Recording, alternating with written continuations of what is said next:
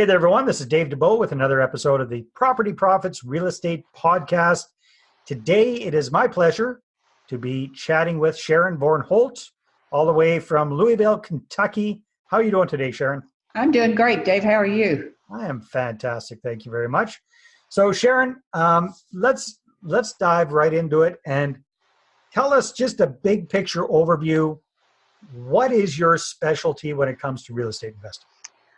Over the years, I've been investing since 1998, and I started out in one way. I started out as a buy and hold realtor and a rehabber. So my plan was to rehab some houses and rehab a house and then take that money and buy a rental. And I worked that plan really till 2008. So I worked part-time for 10 years. Mm-hmm. And in 2008, two things happened. I closed the other business. And of course, that's when the recession hit in my area. And that was when I became an accidental wholesaler. Because I was very good at marketing and I could source deals all day long. But if you remember that time, the end buyers couldn't get a mortgage. And so that was kind of left the rehabbers hanging. They had to hold on to their properties for a long time. So I've done a mix of things over the years. And what's your main focus these days, Sharon? I never intended to be a wholesaler. I'm still a wholesaler, but I'm big into the education side of the business with my blog and my podcast and my course and all the other things that I do. Okay. So what was it that sparked your interest in real estate investing in the first place? Well, the other business that I had was a home inspection business. So you probably know all about that. You do a lot of work with realtors. And I knew a lot of realtors, and that was the only way that I knew you did real estate, was if you were a realtor. And one of my realtor friends said, "Hey, do you want to go to a RIA meeting?" And I said something like, "What's a RIA meeting?" And so I went to the meeting, and it was as if the doors to the heavens had been opened up. I saw this whole world of real estate where you could be an agent, but you didn't have to be an agent. And that was in 1998. And I've pretty much gone since 1998 to those meetings. Wow, that's wonderful. That's wonderful. So you heard the angels singing from above. I saw a vision. Okay.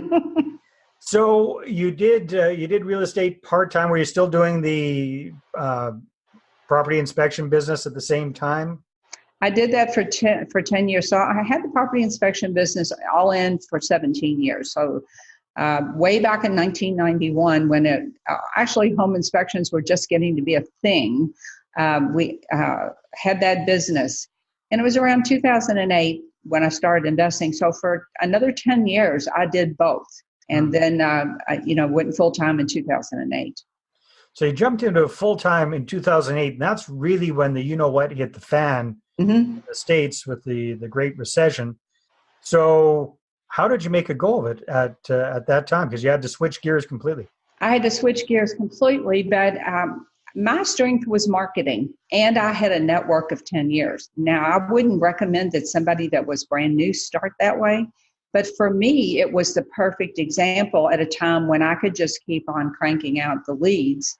And I was lucky. I had some buyers on my list that were really active investors, but they had W-2 jobs. They worked for big corporations, so they could still get money. And one thing I learned from them at that time was that I had to change my buying criteria.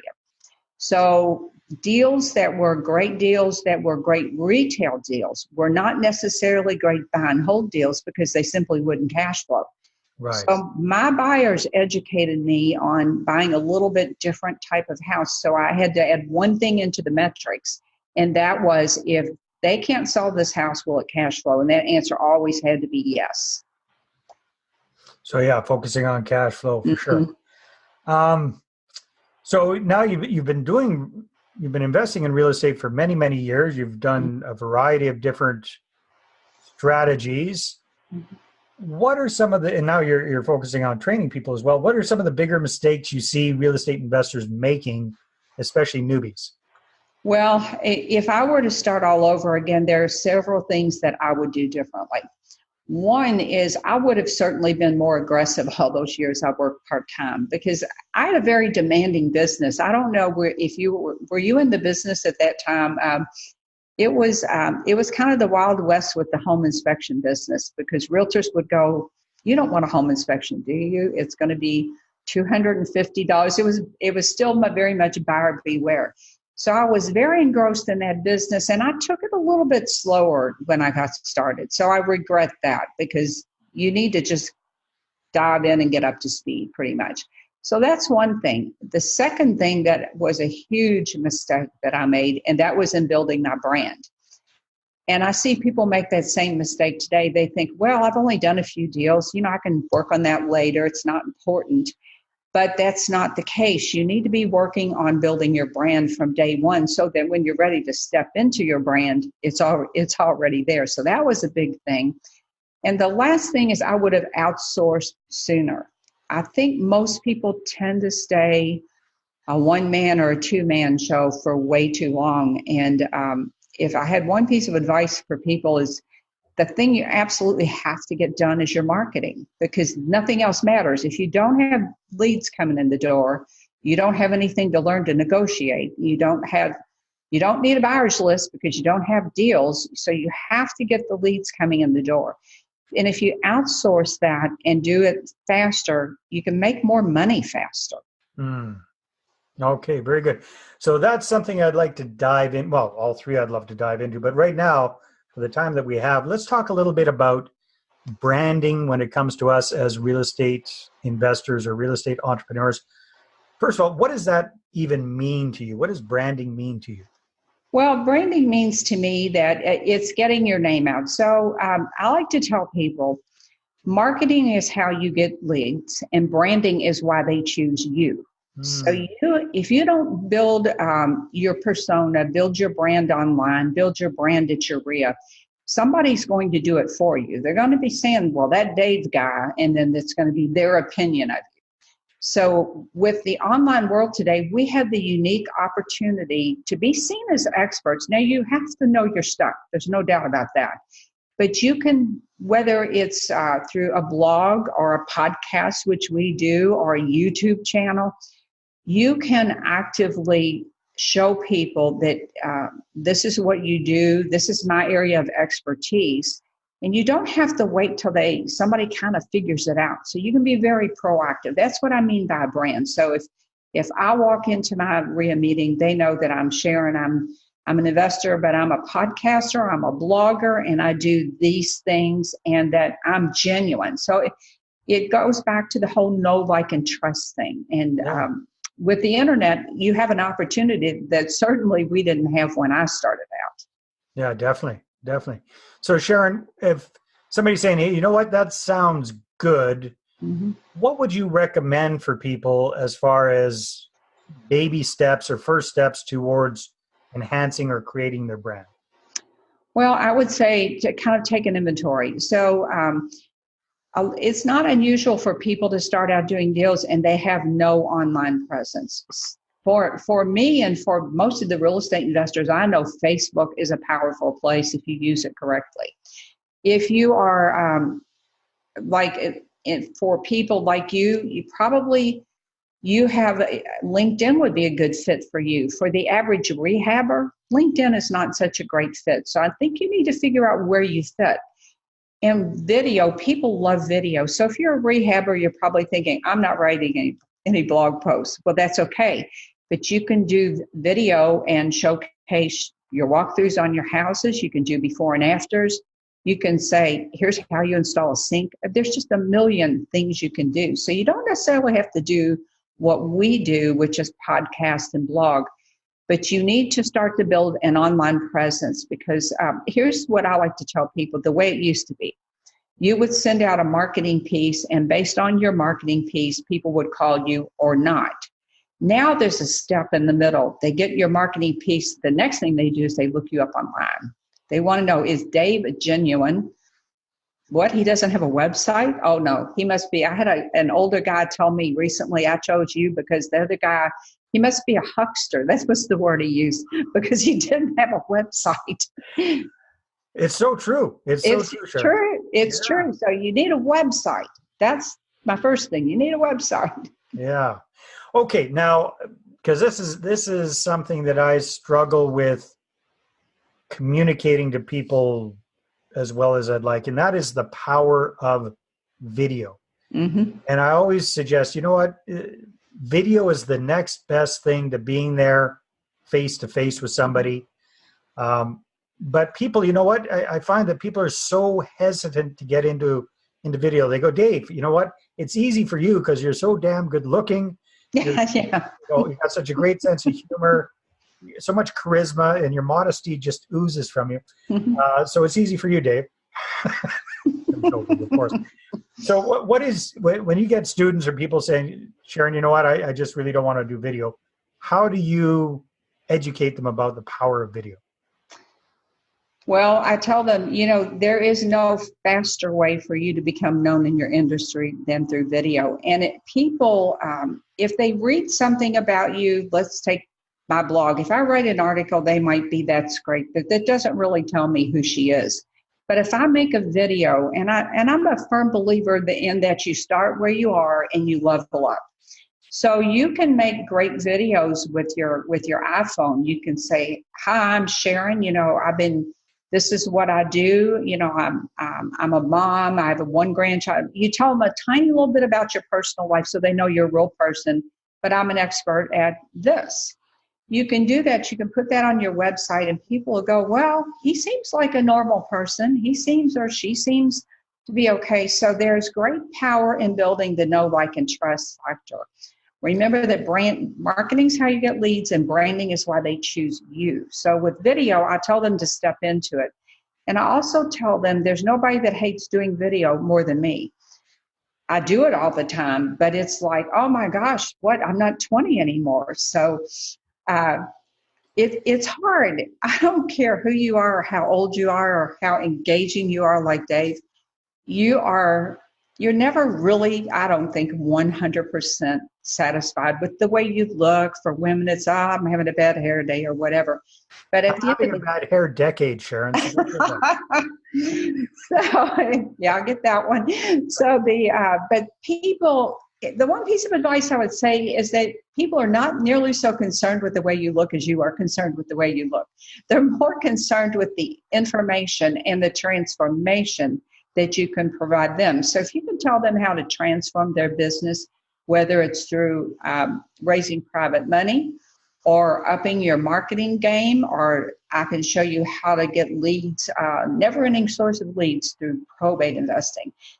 If you can show them really what you can offer them that will grow their business, I think that's the key. And for somebody that's looking for leads, it just gives you more credibility if you've got a video presence out there.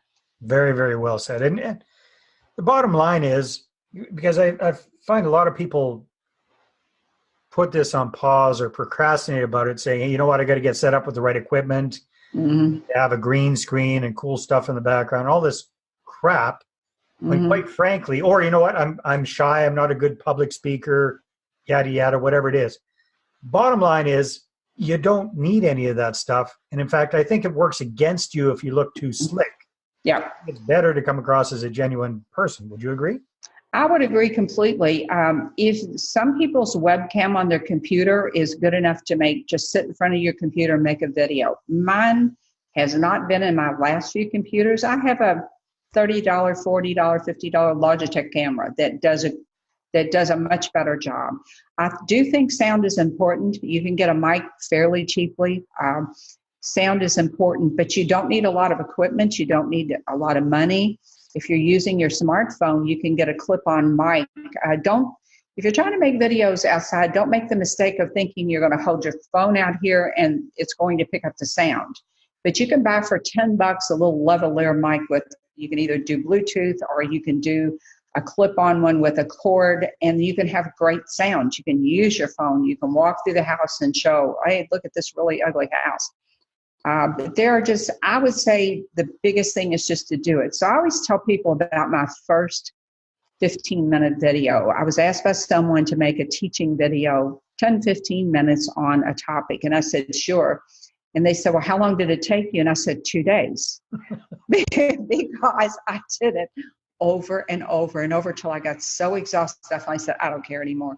But also, when you're doing video, another tip is batch your videos. The first one is hard. The second one is less hard. pick out 10 topics and sit down in front of your camera, in front of your computer, and just knock out 10 or 15 tips for people. Yeah. You will be over it by then. You will. Excellent advice, Sharon. So you touched on something. We just got a couple of minutes here before I have to wrap up, but it seems like your main focus these days is wholesaling, especially probate. Probate. So explain to us, what exactly does that mean? If somebody's not even familiar with what probate deals are, what are they? Well, probate deals are, this is when someone passes away and there's a house in the estate. People are under the impression that somehow the heirs just get everything. But that's not the way it works in the U.S. In most places, there's a process. You have to open the estate, and then there's a process it goes through. But there's a stage in there when you can buy the property. And in my area, it's just as simple as writing a contract. And sadly, you will never run out of leads, because every month there is a new group of leads. In my area, somewhere between 60 and 80 after I've scrubbed them out for these are too expensive, or these are really in war zones. You don't want those. And it's amazing the people that don't put their property, they don't do estate planning. But this is a wide open field for investors. And what you need to understand is that in almost every single case, they must sell the property to settle the estate. So they have to liquidate the assets before the heirs can inherit what is theirs. So it's not a thing if you wait till after the estate is closed, which is a common misconception. In order for the estate to be closed, they must liquidate any property in the estate that's not been directly willed. Now, in the case of a husband and a wife, they'll have that all taken care of through the deed or through, planning. But sadly, you will never run out of leads. They're very motivated sellers, and realtors out there that might be listening to this, you're totally missing the boat, because investors are getting the deals, the distressed properties, just like always. That mix of what goes on the MLS and what is sold to investors. But stop and think about this for a minute. If you're an agent or an agent investor, what if you could get all those leads before they ever made it to the MLS? Exactly. And investors, it's huge. It's huge. The whole probate investing field. Interesting. And unfortunately, Sharon, we're running out of time. So if people would like to find out more about you and what you do, and perhaps a little bit about probate investing, what should they do? They should come over to my blog, the Louisville Gals Real Estate blog, or if you want to know specifically about probate investing, I talk about it a ton over on the blog, and it links off to any videos or podcasts that I have. They can check out probateinvestingsimplified.com, and that's my course. Well, that's a good title. Very good. Sharon, thank you so much for your time today. It's been a lot of fun. I'll definitely have to have you on the podcast again, because you're a marketer. I'm a marketer. I love marketing stuff, especially when it comes to real estate investing. We just kind of scratched the surface there. So I'd love to continue that conversation. I would love to. Thank you. Thank you. All right, everybody. Take care, and we'll talk to you on the next episode. Well, thanks very much for checking out the Property Profits podcast. If you like what we're doing here, please head on over to iTunes, subscribe, rate us, and leave us a review. Be very, very much appreciated. And if you're looking to create a regular flow of inbound investor inquiries about your real estate deals, then I invite you to attend one of my upcoming live online demonstrations. And you can check that out at investorattractiondemo.com. Take care.